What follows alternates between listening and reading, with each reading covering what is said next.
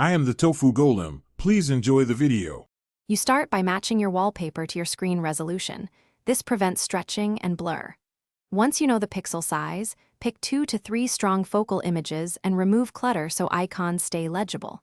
Make sure to save originals in a backups folder as PNG or JPG before editing. Then open your image editor and set a canvas at exact resolution.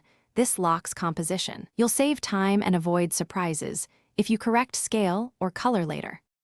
Now refine composition and color to make the wallpaper work with your desktop.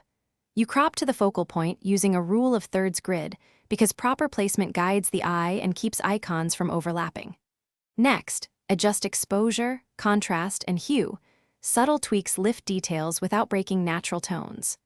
Once done, add a gentle gradient or vignette to create depth and ensure icons remain visible. Export a test copy and set it to check real-world balance on your screen. Finish by exporting final files at multiple scales for mobile, tablet, and desktop so you always have the right fit.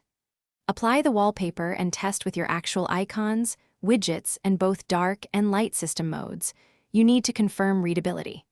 If something goes wrong, revert to your backup, then tweak layer opacity, crop slightly, or reduce contrast to fix visibility problems. One key tip: clear your icon layout and reapply them after changes to see the true effect. This often solves perceived misalignment. Thanks for watching. Consider subscribing if we helped you today.